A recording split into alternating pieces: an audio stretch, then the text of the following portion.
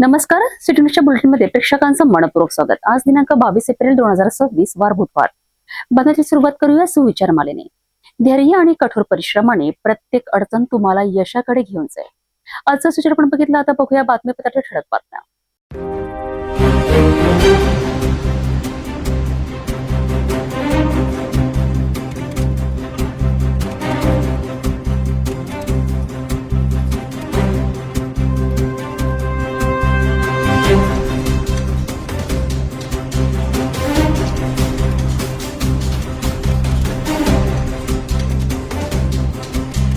ठळक बातम्या बघितल्या. आता घेऊया छोटासा ब्रेक.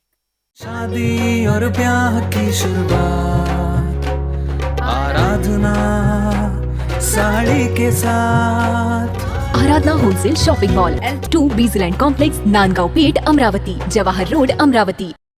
ब्रेकनंतर बघूया सविस्तर बातम्या. एक नजर टाकूया गुन्हेगारी क्षेत्रातील घडामोडींवर.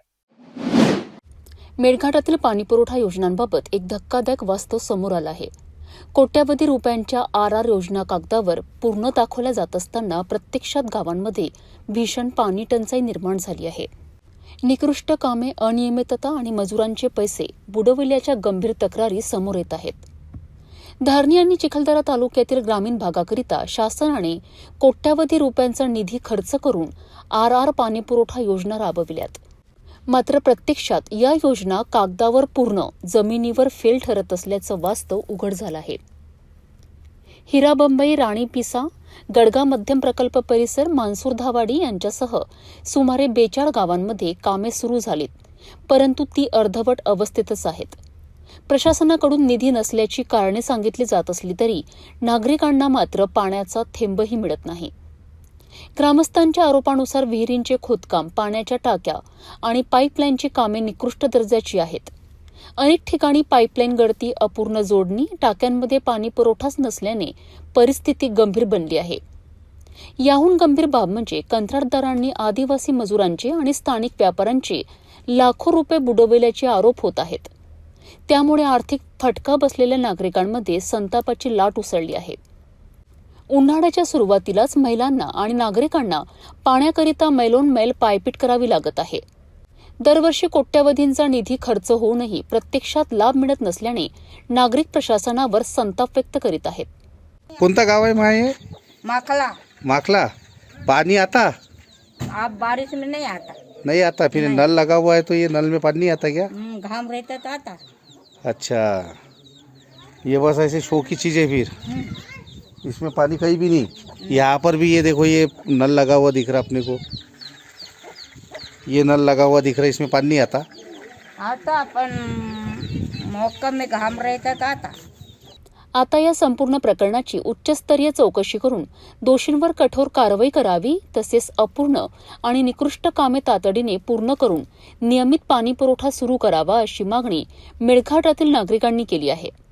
मेळघाटातील पाणीपुरवठा योजनांमधील हा कथित भ्रष्टाचार आणि दुर्लक्ष प्रशासनासाठी मोठं आव्हान ठरत आहे. आता तरी शासन जागं होणार का आणि नागरिकांना पाण्याचा हक्क मिळणार का, हे पाहणं महत्त्वाचं ठरणार आहे.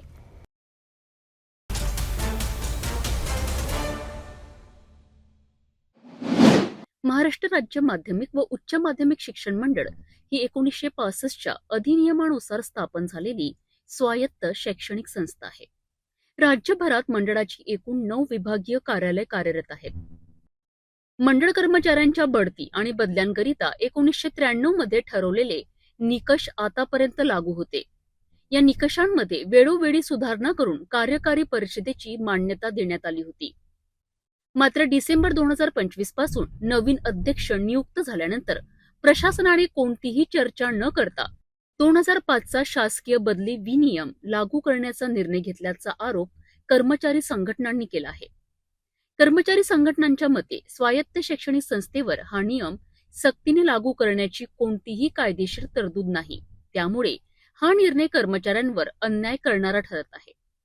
या निर्णयामुळे कर्मचाऱ्यांच्या बढती बदली प्रक्रियेत अडथळे निर्माण होऊन त्यांना दूरच्या ठिकाणी बदली होण्याची शक्यता आहे. याचा परिणाम त्यांच्या कुटुंबियांवर, मुलांच्या शिक्षणावर आणि आर्थिक स्थितीवर होणार असल्याची भीती व्यक्त करण्यात येते. दरम्यान मंडळातील एकूण 591 पदांपैकी 386 कनिष्ठ लिपिक पदे रिक्त असल्याने कामाचा मोठा ताण कर्मचाऱ्यांवर पडत आहे. तरीही कर्मचारी परीक्षेची आणि निकालाची कामे वेळेत पूर्ण करत आहेत. या सर्व प्रश्नांवर प्रशासनाशी वारंवार पत्रव्यवहार करूनही कोणताही सकारात्मक प्रतिसाद मिळाला नसल्यामुळे कर्मचाऱ्यांनी आंदोलनाचा मार्ग स्वीकारला आहे. 20 एप्रिलपासून सुरू झालेलं हे आंदोलन तीव्र करण्याचा इशारा देत 28 एप्रिलपासून काम बंद आंदोलन करण्याचा निर्णय कर्मचाऱ्यांनी घेतला आहे.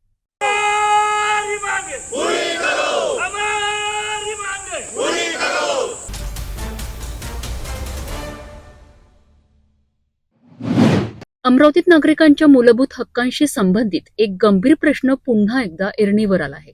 वडाळी प्रभाग क्रमांक 9 मधील नागरिकांना प्रधानमंत्री आवास योजनेतून घरे मिळूनही PR कार्ड मिळत नसल्याने मोठ्या अडचणींचा सामना करावा लागतोय.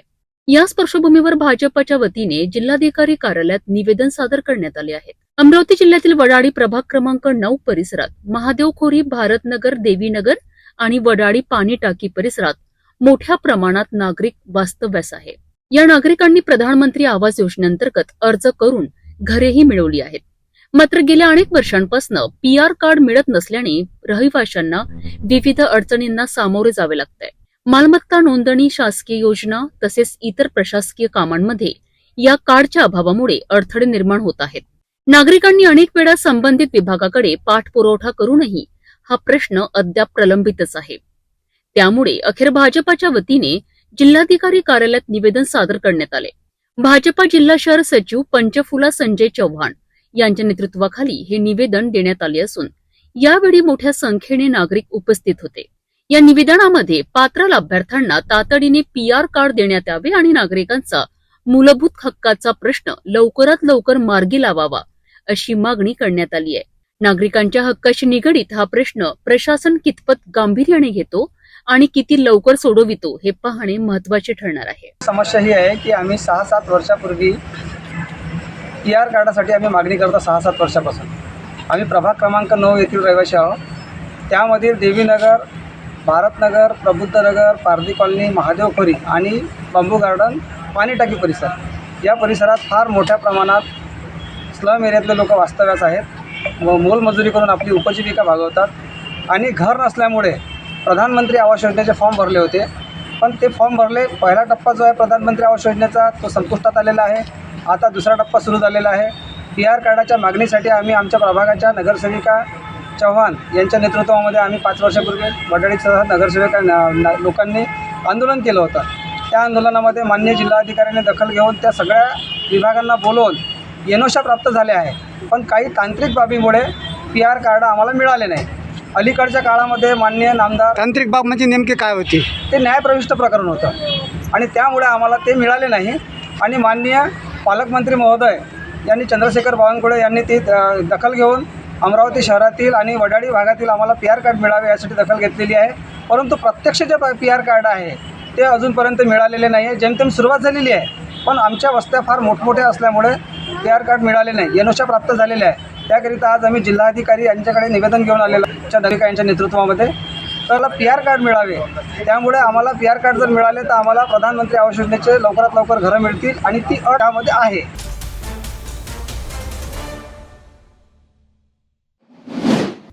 अमरावती जिल्ह्यातील रोहणखेड गावात स्मशानभूमीच्या वापरावरून वाद चिघळला आहे. गावातील एकमेव स्मशानभूमीत अंत्यसंस्कार करण्यास काही व्यक्तींकडनं अडथळा निर्माण होत असल्याचा आरोप ग्रामस्थांनी केला आहे. ग्रामस्थांच्या माहितीनुसार 21 एप्रिल रोजी एका मृत व्यक्तीच्या अंत्यसंस्कारावेळी काही लोकांनी अडथळा आणत वाद निर्माण केला. या घटनेनंतर गावात भीती आणि तणावाचे वातावरण निर्माण झाले आहे. एखाद्या व्यक्तीचा मृत्यू झाल्यास अंत्यसंस्कार कुठे करायचे असा संतप्त सवाल ग्रामस्थांनी उपस्थित केला आहे. या पार्श्वभूमीवर ग्रामस्थांनी थेट जिल्हाधिकाऱ्यांकडे निवेदन सादर करत तातडीने हस्तक्षेप करण्याची मागणी केली आहे. गावकऱ्यांना त्यांच्या एकमेव स्मशानभूमीमध्ये अंत्यसंस्कार करण्याकरता अडवले जात आहे. यापेक्षा मोठं मूलभूत अधिकारांचं हनन कोणतं राहील? खेड्यागावातील लोकांना आज AIच्या युगात साधे रस्ते नाहीत, पाणी नाहीत व त्यांना मूलभूत अंत्यसंस्कार जे की एक फार अत्यंत बेसिक अशी गोष्ट आहे त्यासुद्धा सुविधेपासून वंचित केले जात आहे व यावर हे नागरिक माझ्याकडे आले असता त्यावर कुठल्याही प्रशासनानं कुठलीही ॲक्शन घेतलेली नाही. करिता आम्ही आज इथं कलेक्टर ऑफिसमध्ये कलेक्टर साहेबांना निवेदन देण्याकरता आलेलो आहे व ज्या झालेल्या अडवणुकीबद्दल व भविष्यात तिथं जर कुठला व्यक्ती मृत्यू झाला तर त्याचा अंतिम संस्कार कुठे होईल व त्यामध्ये कुठला वाद व भांडण निर्माण झाल्यास याला प्रशासन व कोण जबाबदार राहील याकरता व याचा जाब विचारण्याकरता आम्ही जिल्हाधिकारी कार्यालयात आलेलो आहे. गोष्ट अशी आहे दादा का मी माझं वय समजा 52 वर्ष झाले आहे आणि आमच्या गावात कोणत्याच प्रकारची स्मशानभूमी याच्या अगोदर रेकॉर्डला आहे, पण तिथं नेहमी अडवण्याचा प्रयत्न करत आहे. अशा याच्यात एका शेतकऱ्याच्या शेतात 1980 पासून 7-12 रेकॉर्डला नोंद आहे 10 गुंठे जागाची. तिथे आम्ही ग्रामपंचायतमार्फत बांधकाम केले असता काल अचानक आमच्या गावात एक तरुण व्यक्ती मृत्यू झाला तर त्याला आम्ही अंत्यसंस्कार करायला नेले असता तिथे अडवण्यात आले आहे. तर आम्हाला हा प्रश्न पडला का आम्ही त्या प्रेताला न्याव कुठं, बाकी कुठेच जागा नाही आहे. तर याच्यात जर समजा चंगराचंगरी झाली, काही भानगड झाली, उद्या त्याला जबाबदार कोण राहणार असा माझा प्रश्न आहे.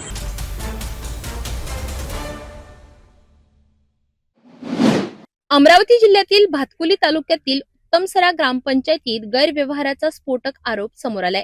स्थानिक नागरिकांनी लेखी तक्रार करत ग्रामपंचायतीत विविध कामांमध्ये मोठ्या प्रमाणात भ्रष्टाचार झाल्याचा आरोप केलाय. उपोषणकर्ते अभिषेक सवई यांच्या म्हणण्यानुसार जिल्हा परिषद शाळेच्या मैदानात कामात 15व्या वित्त आयोगाच्या निधीचा वापरात तसेच लेआउट विकास कामांमध्ये गंभीर अनियमितता झाली आहे. विशेष म्हणजे काही कामांचे कागदोपत्री अहवाल पूर्ण दाखवले असले तरी प्रत्यक्षात ती कामे अपूर्ण असल्याचा आरोप करण्यात आलाय. तसेच लेआउट मधील प्लॉट धारकांकडून पैसे घेऊनही रस्ते, नाल्या, पाणी आणि इतर मूलभूत सुविधा देण्यात आल्या नाहीत, त्यामुळे नागरिक त्रस्त झाले आहेत. याशिवाय ग्रामपंचायतीमार्फत शिक्षक आणि कर्मचाऱ्यांकडून घर भाड्याच्या नावाखाली पैसे वसूल केल्याचाही आरोप करण्यात आलाय. या सर्व प्रकरणाची तात्काळ सखोल चौकशी करून दोषींवर कारवाई झाली नाही तर मंत्रालयात तीव्र आंदोलन आणि टोकाची पावले उचलण्याचा इशारा उपोषणकर्त्यांनी दिलाय. डिसेंबर महिन्यापासून सतत या मार्गाने काम करत आहेत की भ्रष्टाचार गावातला मोकळा करायचा आहे. माझ्या गावात भरपूर प्रमाणात म्हणजे कोट्यवधीच्या प्रमाणात भ्रष्टाचार झालेला आहे. सलग 5-6 असे मुद्दे आहेत की मी ते सध्या उपस्थित केलेले आहेत या उपोषणाच्या मार्फत. असे बरेच मुद्दे आहेत. या 5-6 मुद्द्यापेक्षा पण जास्त मुद्दे आहेत की म्हणजे मोठ्या प्रमाणात करोडो रुपयाचा असा आमच्या इथं घोटाळा झालेला आहे. शाळेचं मैदान आहे, 7 लाख रुपये आलेले होते, त्याचे 4 लाख मुख्याध्यापकाच्या खात्यात आले. कोणत्याही प्रकारचं टेंडर नाही काढलं गेलं, काहीच नाही गेलं, म्हणजे सगळा भोंगळ कारभार. आपण जे हुकुमशाही चालल्यासारखं असं वातावरण आहे उत्तमसऱ्यात आमच्या गावात या ग्रामपंचायतनी शिक्षक लोकांनी असं केलेलं आहे. माहिती आहे का, तहसीलदाराची ऑर्डर आहे त्याच्यात सरळ लिहिलेलं आहे 12व्या मुद्द्यात की लेआउट मालकाने लेआउटमध्ये सुयोग्यरित्या पायाभूत सुविधा उपलब्ध करून देणे बंधनकारक आहे व राहील. तुम्ही पाहू शकता या लेआउटमध्ये ना रस्ते आहेत, ना काही आहे, गार्डन मध्ये ना खेळणे आहेत, ना काही आहे. ग्रामपंचायतने एनओसी देऊन दिली, पूर्ण गावाचा विचार केला नाही, काही नाही. मी कालच्या तारखेला उपोषणाला बसलो 21 तारखेला, अजूनही ग्रामपंचायतचा, पंचायत समितीचा, तहसीलचा कोणताही व्यक्ती आला नाही. फक्त एकच व्यक्ती मला इथं भेटून गेलेले आहेत, फक्त जे महसूल संबंधित राहतात ते म्हणजे पटवारी साहेब. विषय असा आहे साहेब, याच्यात आतापर्यंत मला कोणीही उपोषणाला बसू नका, आम्ही तात्काळ कारवाई करतो, हे करतो, ते करतो, असंही मला पत्र भेटलं नाही. आपलं पुढचं पाऊल काय राहील? उपोषणानंतर आपल्याला जर न्याय मिळाला नाही तर मला या उपोषणात न्याय मिळाला नाही तर मी कोण्याही स्तरावर जाऊन कोणतंही आंदोलन करू, पण मी हा भ्रष्टाचार उघड पाडल्याशिवाय राहणार नाही. त्या आंदोलनाचा प्रकार काय राहील? मी मुंबईला मंत्रालयासमोर जाऊन आंदोलन करन. मला न्याय मिळाला नाही तर मी आत्मदहन करन.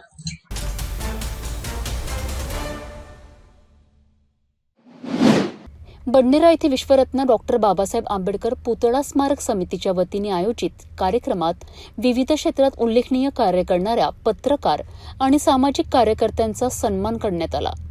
या प्रसंगी इंजिनियर पवन दवंडे यांनी उपस्थितांना मार्गदर्शन करताना डॉक्टर बाबासाहेब आंबेडकर यांच्या विचारांचे महत्त्व अधोरेखित केलेत. नाही तर आता पहा ना तुम्ही काय वातावरण चालू आहे देशात.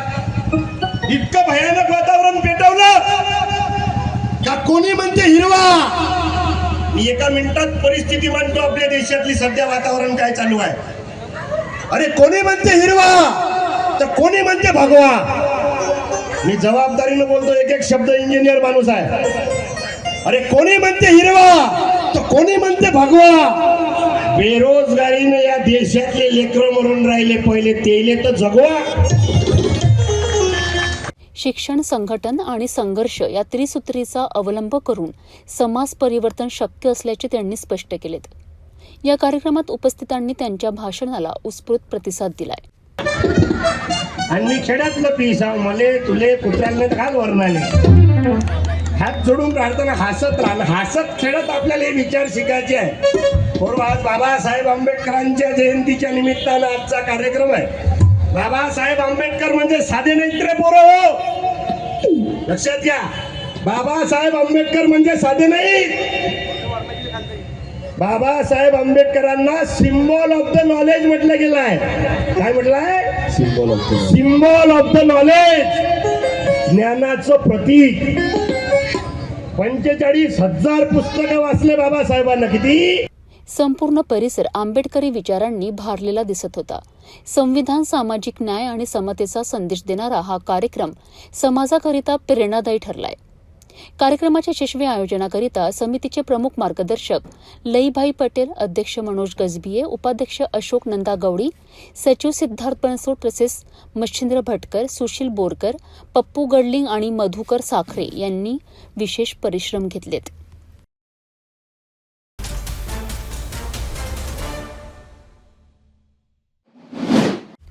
विद्यार्थ्यांच्या सर्वांगीण विकासाकरिता एक वेगळा आणि अनोखा उपक्रम राबविण्यात आला आहे.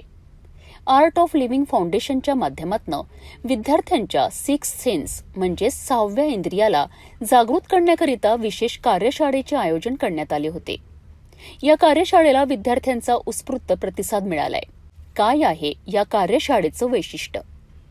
मानसिक एकाग्रता, आत्मविश्वास आणि अंतर्मनाची जाणीव वाढवण्याकरिता आर्ट ऑफ लिव्हिंग फाउंडेशन अंतर्गत ही विशेष कार्यशाळा आयोजित करण्यात आली होती.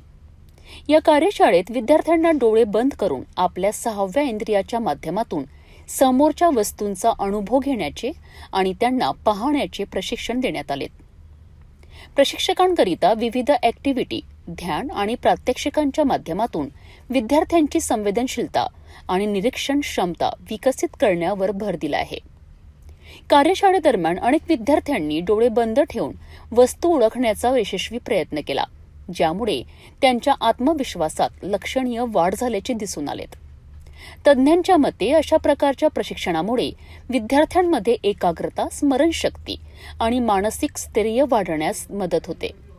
या उपक्रमाला पालक आणि शिक्षकांनीही सकारात्मक प्रतिसाद दिला असून विद्यार्थ्यांच्या भविष्याकरिता हे प्रशिक्षण अत्यंत उपयुक्त ठरणार असल्याचे मत व्यक्त करण्यात आले. विद्यार्थ्यांच्या मानसिक आणि बौद्धिक विकासाकरिता अशा प्रकारचे उपक्रम निश्चितच महत्त्वाचे ठरत आहे. 6व्या इंद्रियाच्या माध्यमातून स्वतःची क्षमता ओळखण्याचा हा प्रयत्न विद्यार्थ्यांकरिता एक नवीन दिशा देणारा ठरतोय.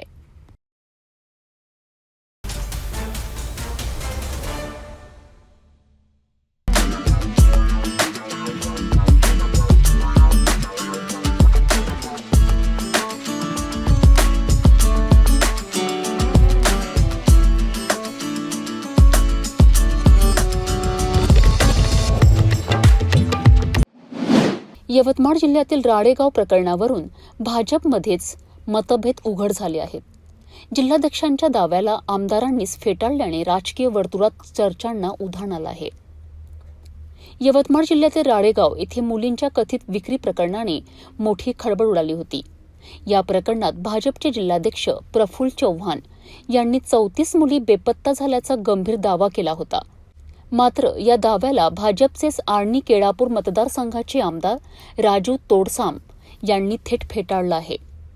पोलिसांशी चर्चा केल्यानंतर अशी कोणतीही बाब आढळली नसल्याचं त्यांनी स्पष्ट केलं आहे. तोडसाम यांनी माध्यमांमध्ये चुकीची माहिती पसरविल्याचा आरोप करत हा केवळ अपप्रचार असल्याचं म्हटलं आहे.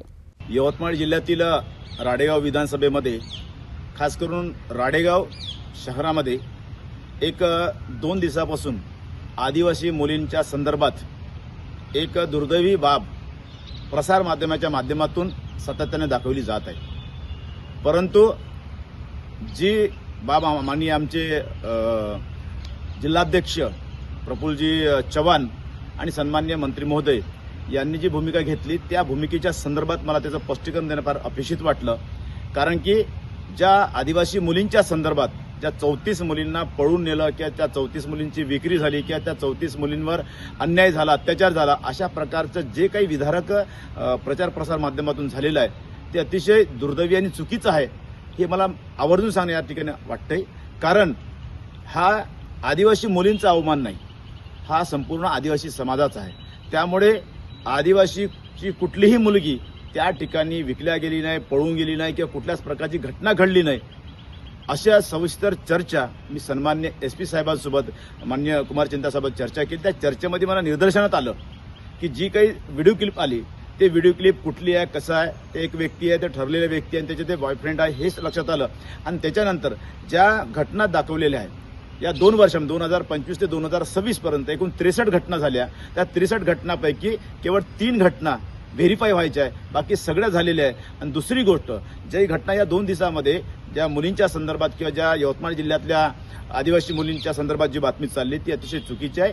जेवढ्याही घटना मी चेक केल्या त्या पोलीस स्टेशन SP ऑफिसकडे बसून त्यामध्ये एकही आदिवासीची मुलगी नाही. एकमेव आदिवासीची मुलगी होती, ती मुलगी वयानं कमी होती आणि त्यांना लग्न करायचं होतं आणि ती लग्न करण्यासाठी तयार होते, नातेवाईकही होते आणि हे होते. परंतु त्यांचं काहीतरी डिस्प्यूट वातावरण झालं किंवा त्या ठिकाणी वयाचा काहीतरी प्रॉब्लेम आला आणि म्हणून तेवढीच एक घटना, एक आदिवासी समाजातली प्रधान समाजाची मुलगी आणि प्रधान समाजाचाच व्यक्ती त्यांची ते दुसऱ्यांदा लग्न करण्याचा जो विषय होता की त्याची पहिल्या पत्नी मरण पावली आणि त्याला दुसऱ्यांदा लग्न करायचा, अशा प्रकारचा प्रसंग त्या ठिकाणी दोन्ही घटना एकाच जातीच्या प्रधान समाजाच्या. आणि एवढीच एक घटना जर आदिवासी समाजाची जर सोडली तर दुसरी कुठलीही घटना या 2 वर्षामध्ये आदिवासी मुलींच्या संदर्भात किंवा आदिवासींच्या संदर्भात झाली नाही. अशा प्रकारचं स्पष्टीकरण सन्माननीय कुमार चिंता अधीक्षक यवतमाळ यांनी मला दिलं. त्यामुळे अशा प्रकारच्या अपप्रचाराला बळी पडू नये अशा प्रकारची विनंती मी एक आदिवासीचा आमदार म्हणून या ठिकाणी विनंती करतो. धन्यवाद. या सगळ्या प्रकारामुळे भाजपमध्येच अंतर्गत मतभेद उघड झाले असून संवेदनशील प्रकरणावर पक्षाच्या 2 नेत्यांनी वेगवेगळे दावे समोर आल्याने राजकीय वातावरण तापलं आहे. विशेष म्हणजे हे प्रकरण आदिवासी विकास मंत्र्यांच्या मतदारसंघाशी संबंधित असल्याने याला अधिकच गांभीर्य प्राप्त झालं आहे.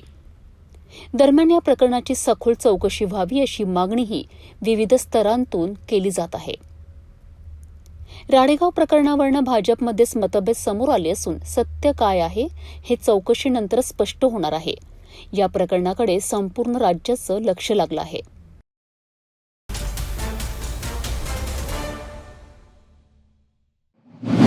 वसुंधरा दिनाचे औचित्य साधून वाशिममधील SMC शाळेत निसर्ग इको क्लब, राष्ट्रीय हरित सेना आणि सामाजिक वनीकरण विभाग यांच्या संयुक्त विद्यमाने सीड बँक प्रदर्शनाचे आयोजन करण्यात आले. या प्रदर्शनात विद्यार्थ्यांनी विविध प्रकारच्या बियांचे संकलन करून त्यांची माहिती सादर केली आहे. प्रत्येक बियाचे वैशिष्ट्य, त्यांचा उपयोग आणि पर्यावरणाकरिता त्याचे महत्त्व विद्यार्थ्यांनी अत्यंत अभ्यासपूर्ण पद्धतीने पार मांडलेत. या उपक्रमाचा मुख्य उद्देश विद्यार्थ्यांमध्ये पर्यावरणाबद्दल जागरूकता निर्माण करणे आणि निसर्ग संवर्धनाची सवय लावणे हा आहे. या प्रदर्शनात सादर करण्यात आलेल्या बियांचा उपयोग शाळेच्या परिसरात बॉटनिकल गार्डन विकसित करण्याकरिता तसेच सामाजिक वनीकरणाच्या विविध उपक्रमांसाठी करण्यात येणार आहे. या उपक्रमांमुळे विद्यार्थ्यांमध्ये निसर्गाविषयी प्रेम आणि जबाबदारीची भावना अधिक दृढ होत असल्याची चित्र पाहायला मिळालीत.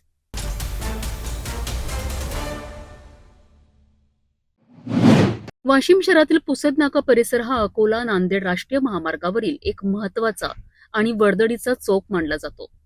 मात्र सध्या सुरू असलेल्या सर्व्हिस रस्त्याच्या कामामुळे या ठिकाणी वाहतुकीचे नियोजन पूर्णपणे कोलमडले आहेत. बुधवारी दुपारच्या सुमारास परिस्थिती इतकी बिकट झाली आहे की चौकाच्या 4ही बाजूंनी वाहतूक पूर्णपणे ठप्प झाली आहे. मोठ्या प्रमाणावर 4 चाकी, दुचाकी आणि मालवाहू वाहनांच्या लांबच लांब रांगा लागल्यात. उन्हाच्या कडक तापमानात वाहन चालक, प्रवासी आणि स्थानिक नागरिक अक्षरशः हैराण झाले आहेत. सर्वात गंभीर बाब म्हणजे या कोंडीत एक अँब्युलन्सही अडकली होती.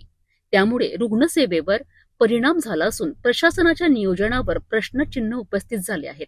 नागरिकांचा आरोप आहे की सर्व्हिस रस्त्याच्या कामादरम्यान कोणतीही पर्यायी वाहतूक व्यवस्था करण्यात आलेली नाही. तसेच वाहतूक नियंत्रण करण्याकरिता पोलीस यंत्रणाही अपुरी पडत असल्याचे चित्र दिसले आहे. यामुळे प्रशासनाने तातडीने योग्य उपाययोजना करून वाहतूक सुरळीत करावी अशी मागणी नागरिकांकडून होत आहे.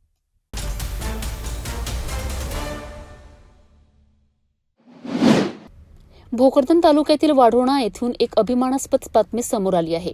सानिया शौकत तडवी या आदिवासी युवतीची जालना पोलीस दलात निवड झाली आहे. अत्यंत प्रतिकूल आणि हलाखीच्या परिस्थितीत शिक्षण घेत जिद्द आणि चिकाटीच्या जोरावर सानियाने हे यश संपादन केले आहे. सिल्लोड तालुक्यातील जडकी बाजार येथे मामाच्या घरी राहून तिने आपले शिक्षण पूर्ण केलेत. शिक्षणासोबतच स्पर्धा परीक्षेची तयारी करताना तिने अनेक अडचणींवर मात केली. पोलीस भरतीचे स्वप्न पूर्ण करण्याकरिता तिने नियमित अभ्यासासोबत शारीरिक सरावावरही भर दिलाय. तिच्या अथक परिश्रमाचे फळ मिळत अखेर तिची जालना पोलीस दलात निवड झाली. या यशामुळे तिच्या कुटुंबियांसह संपूर्ण गावात आनंदाचे वातावरण निर्माण झाले आहे. सानिया ही जडकी बाजार येथील ग्रामपंचायत सदस्य रोशन तडवी यांची भाची आहे. तिच्या यशाचा गौरव करत धावडा येथील पत्रकारांच्या वतीने तिचा सत्कार करण्यात आला. यावेळी पत्रकार मुस्तफा पठाण, मजहर पठाण, राजू शाह, अजहर तडवी आणि मुजम्मिल पठाण, सादिक तडवी यांच्यासह अनेक मान्यवर उपस्थित होते. गावकऱ्यांनी सानियाच्या पुढील वाटचालीस शुभेच्छा देत इतर युवक युवतींनीही तिच्याकडून प्रेरणा घ्यावी असे आवाहन केलेत. अशक्य काहीच नसते, मनापासून प्रयत्न केले तर यश नक्की मिळते, हे सानियाने आपल्या कृतीतून सिद्ध करून दाखविलेत. नमस्कार, माझे नाव सानिया शौकत तडवी आहे. मी मूळ गावची वाढोणा येथील रहिवासी आहे आणि मी मामाकडे शिकलेली आहे जळकी बाजारला. मामांनीच लहानपणापासून माझं शिक्षण पूर्ण केलेलं आहे आणि मी इथपर्यंत पोहोचली मामांमुळेच फक्त. खूप खूप आभारी मी मामांची.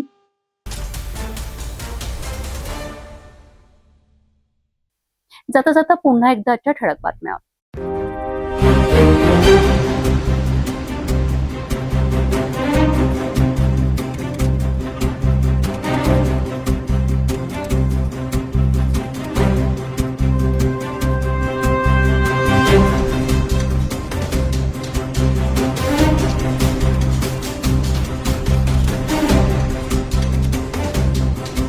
आपण आता सिटी न्यूज चॅनल टीव्हीवरही बघू शकता. यामध्ये next channel 117, Jio channel 872, GTPL 73, Fastway channel 256 वर बघू शकाल. आता अमरावती जिल्ह्यानंतर विदर्भ आणि महाराष्ट्राचे दर्शक घर बसल्या आपल्या केबल टीव्हीवर सिटी न्यूज बातमी पाहू शकाल. यामध्ये Chhatrapati Sambhajinagar NST setup box number 14, Yavatmal setup box number 12, Washim setup box number 26, Nanded setup box number 17, Mahur setup box number 7, Akola setup box number 899. लवकरच आम्ही आपल्यापर्यंत पोहोचणार आहोत. जर आपल्या टीव्हीवर सिटी न्यूज दिसत नसेल तर आपण आपल्या केबल ऑपरेटर संपर्क करावा. आपण सिटी न्यूज केबलच्या व्यतिरिक्त युट्यूब, फेसबुक, इंस्टाग्राम आणि ट्विटरवर बघू शकता. याकरिता सोशल मीडिया अकाउंट सबस्क्राईब करा, फॉलो करा, लाईक करा. युट्यूब अकाउंट सबस्क्राईब करण्याकरिता सबस्क्राईब बटनाला क्लिक करा आणि बेल आयकॉन दाबायला विसरू नका, कारण सरकारी समाचार आपल्यापर्यंत पोहोचणार आहेत. तसेच सिटी न्यूजचे फेसबुक पेज लाईक करा, इंस्टाग्राम आणि ट्विटर हँडल फॉलो करा. आपण व्हॉट्सअपवर सुद्धा सूचना देऊन न्यूज प्राप्त करू शकता. व्हॉट्सअप नंबर स्क्रीनवर येत आहे. हे बातमीपत्र थांबूया. पुन्हा भेटू नवीन घडामोडींसोबत. आपण बघत राहा फक्त सिटी न्यूज.